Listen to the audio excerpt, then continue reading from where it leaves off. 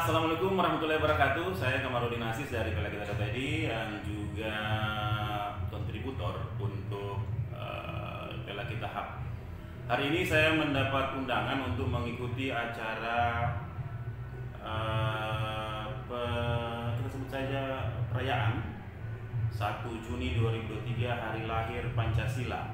Impresif kegiatannya, ada pengibaran bendera dan juga pidato dari Ketua DPD PDIP Sulawesi Selatan Bapak Haji Andi Ridwan Witri yang saya kira sangat luar biasa tentang bagaimana spirit Pancasila itu dimanifestasikan dalam kehidupan berbangsa dan bernegara, dan juga bagaimana Sulsel ini menjadi salah satu contoh tentang dinamika sosial politik yang menggambarkan juga betapa peran PDIP sangat nyata dalam menjaga harmonisasi. Nah, panjang intronya.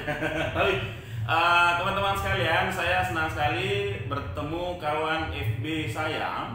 Saya kira saya tidak keliru untuk menyebut bahwa beliau ini salah satu kader PDIP yang luar biasa mewakili perempuan. Nanti kita jelaskan lagi. Juga anggota DPRD Provinsi Sulawesi Selatan dari partai PDIP.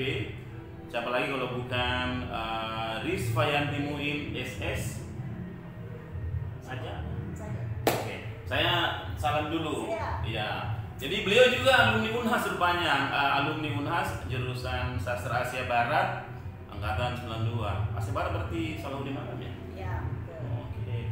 Nah, di PDIP DPD sebagai apa nih? Saya saat ini ditugaskan sebagai wakil ketua pemenangan pemilu sekaligus kepala badan saksi daerah Provinsi Sulawesi Selatan. Kepala Badan Saksi Daerah Pemilu Nasional PDIP. Oke. Dan juga anggota DPRD Sulsel kan? Ditugaskan juga sebagai anggota fraksi PDI Perjuangan di Provinsi Sulawesi Selatan. Oke. Periode pertamanya ini ya. Siap. Oke. Tadi sudah ada penjelasan mengenai substansi Hari Lahir Pancasila oleh Sekretaris DPD PDIP Sulsel Bapak Rudi Peter Goni, bagaimana guidance dari Ibu Mega, kemudian Gandhi Witri dan juga organisasi PDIP terkait menjaga harmonisasi, kemudian spirit kebersamaan di PDIP, dan itu ditularkan ke daerah-daerah begitu. Nah, Bu Rizfa ini kan sudah akan menghadapi tahun politik 2024. Perlu memberikan tanggapan tentang dinamika yang ada, kemudian bagaimana kesiapan PDIP gitu ya. Nah, sebelum itu saya ingin tanya, sejak kapan kita gabung di PDIP?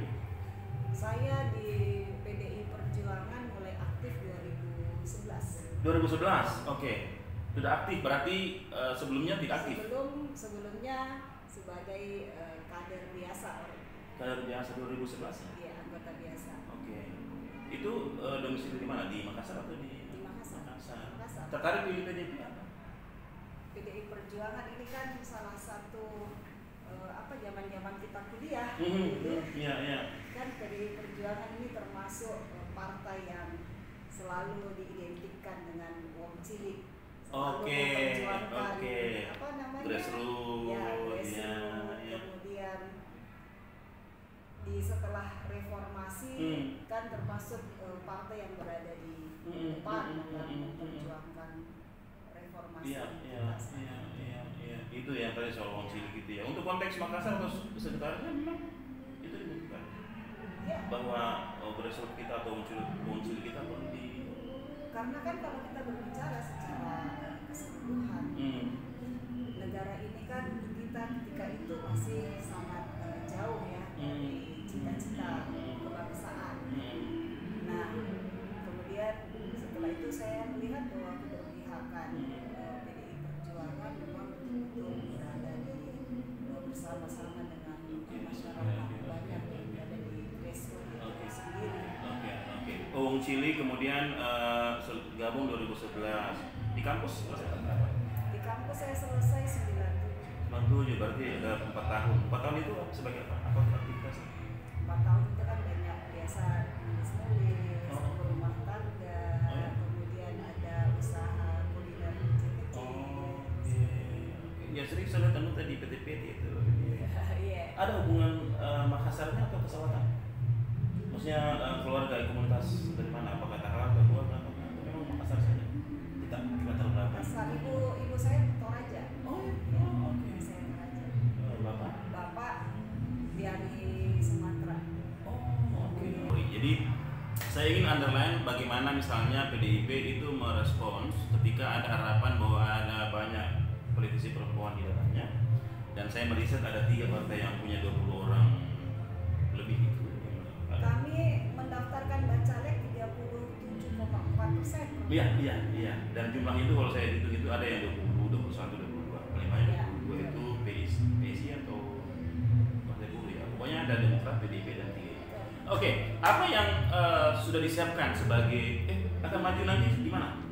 Tetap ditugaskan di DPRD, Makassar B, DPRD Provinsi Sulawesi Selatan. B itu masuk kayak Manggalangan ya? Itu masuk di 4 kecamatan, Kadenon, Tamalandrea, Birikanaya, Manggala, dan Panakukang.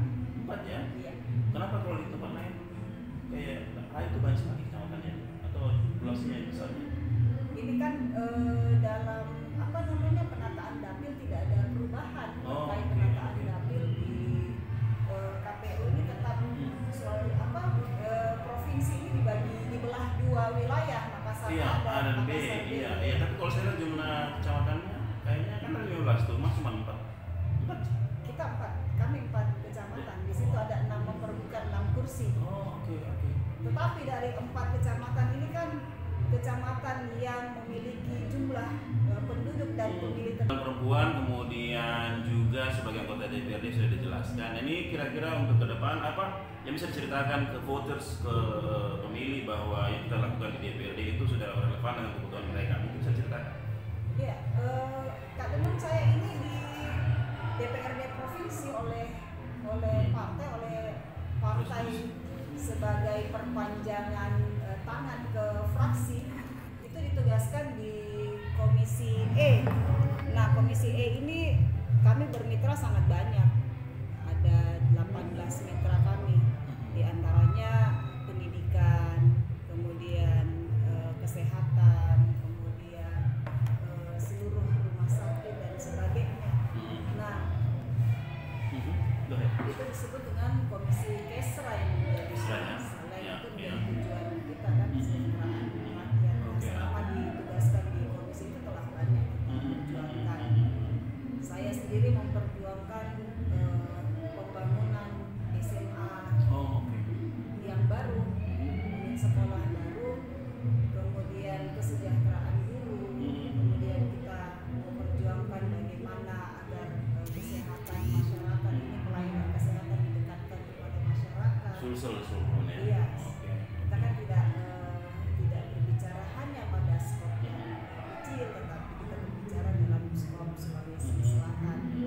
Kemudian banyak hal, pembangunan pemuda sebagai generasi masa depan kita, apalagi tingkat usia produktif ini bonus demografi kan berat, sehingga pembangunan pemuda ini mesti juga concern persoalan pengangguran, lapangan kerja untuk milenial. Itu semua mencakup keseluruhannya. Maka pembangunan pemuda itu penting untuk.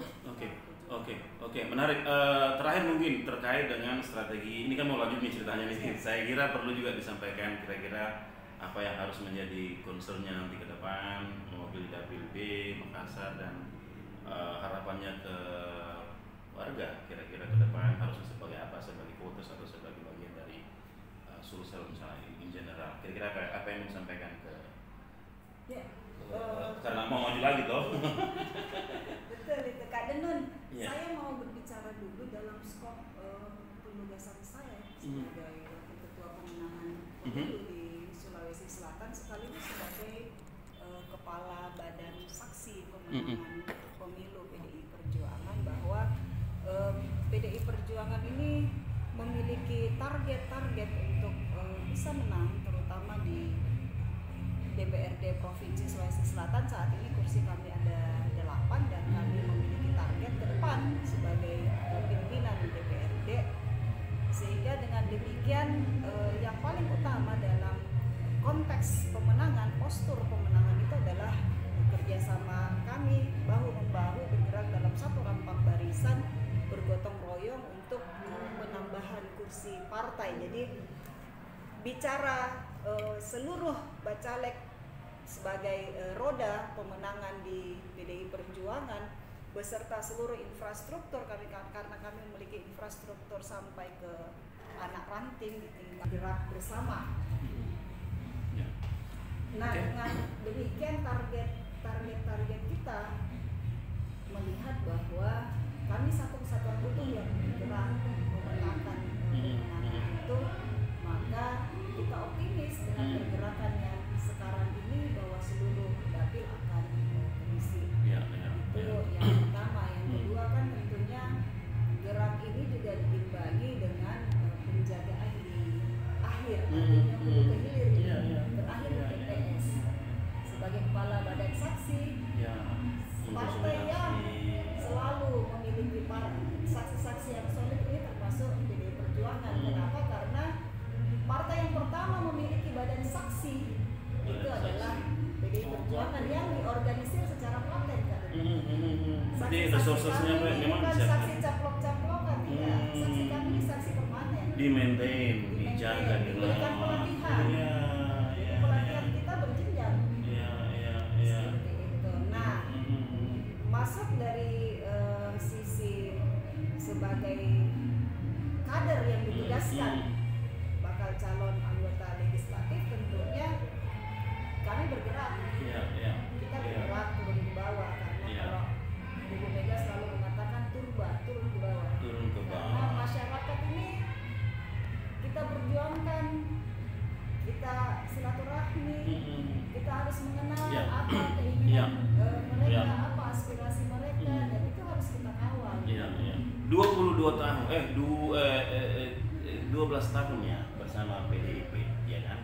Nah ini kemarin terpilih berapa suaranya?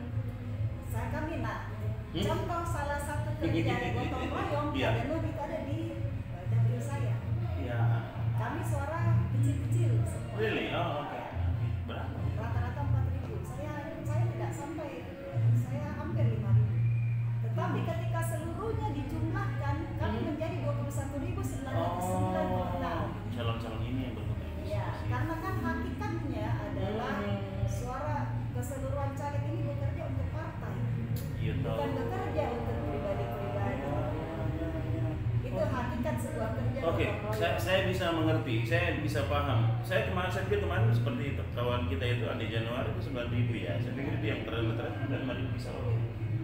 5.000 kalau semuanya bekerja secara gotong royong bagi wilayah, bagi wilayah kan diakumulasi jadi suara partai, kemudian dilihatlah siapa. Oke, hampir saya lupa ini Kak Karisma. Ini hampir saya lupa. Ini ada polemik tentang sistem pemilu terbuka tertutup. Itu apa yang diantisipasi? Sudah ada semacam atau pandangan dulu lah menurut Kak Karisma ini sistem itu harusnya dilihat sebagai apa dan ke depan kira-kira PDIP akan seperti apa?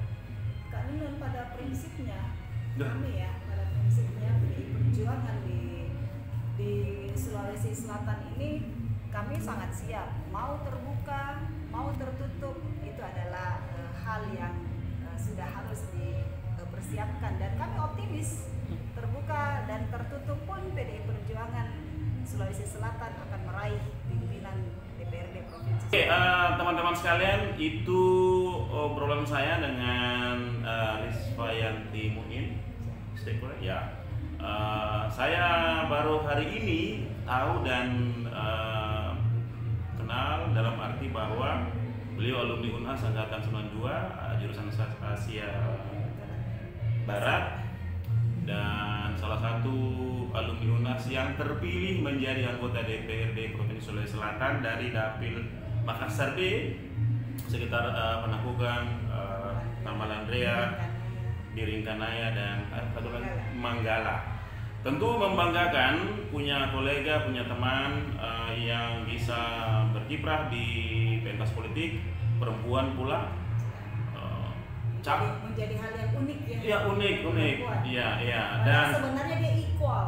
Iya, harusnya. Tidak ada perbedaan. Iya. Dalam pengertian bahwa kita sedang menuju betapa equality itu harus selalu didorong kan untuk selalu ini, dan bangga sekali bahwa beliau duduk di DPRD provinsi Saya pasti akan sering ke sana nanti setelah ngobrol. Ya. Saya terima kasih banyak waktu Tuta sudah berbagi ke teman-teman. Kalau ada hal-hal yang mungkin masih perlu ini kita akan coba diskusikan lagi. Terima kasih banyak. Makasih banyak. Ya, siap.